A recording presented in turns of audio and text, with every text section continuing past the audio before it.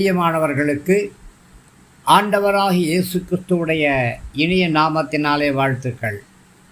இந்த நாளின் காலை நேர தியானமாக யோபுவுடைய புஸ்தகம் 42ஆம் அதிகாரம் 2ஆம் வசனத்தை தியானிக்கிறோம்.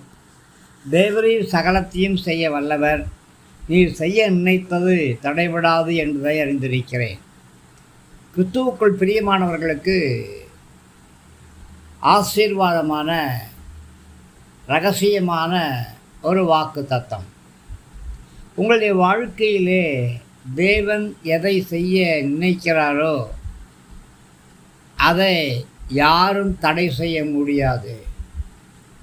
என் வளர்ச்சியை அவங்க தடுத்துருவாங்க, என் வளர்ச்சியை இவங்க தடுத்துருவாங்க அப்படின்னு சொல்லி நீங்கள் அங்கலாய்க்க வேண்டிய அவசியமே கிடையாது. காரணம் என்ன தெரியுமா? நாம் ஆராதிக்கிற தேவன் சர்வ வல்லமை உள்ளவர், மாத்திரமல்ல சர்வ ஞானம் உள்ளவர், சர்வ ஆளுகையும் உள்ளவர், சர்வாதிகாரி. அதை நீங்கள் முதலாவது விசுவாசிக்கணும், உங்கள் வாழ்க்கையில் அதை அங்கீகரிக்கணும், உங்களுடைய வாழ்க்கையில் அதை நீங்கள் அறிக்கை செய்யணும். தேவன் என் வாழ்க்கையிலே சர்வ வல்லமை உள்ளவராக இருக்கிறார், சர்வ ஞானம் உள்ளவராக இருக்கிறார், என் வாழ்க்கையின் சகல பகுதிகளையும் அவரே ஆளுகை செய்கிறாரு அப்படின்னு சொல்லி நீங்கள் அறிக்கை செய்யணும். யோபுவுக்கு கர்த்தர் எங்கேருந்து பதில் கொடுத்தார் தெரியுமா? சுழல் காற்றிலிருந்து கர்த்தர் பதில் கொடுக்கிறார். ஒருவேளை உங்களுடைய வாழ்க்கையில், உங்களுடைய வியாபாரங்களில், உங்களுடைய ஊழியங்களில் எதிர்பாராத சுழல் காற்று வீசுகிறதா?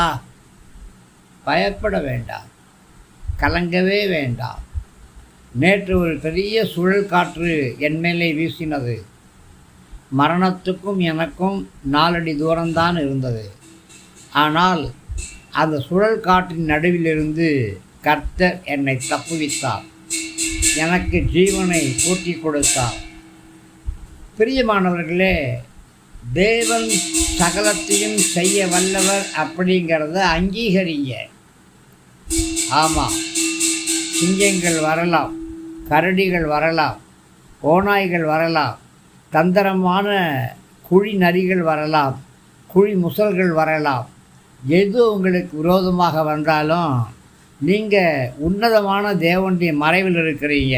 கர்த்தர் உங்களை காத்துக்கொள்வார். ஆமேன்.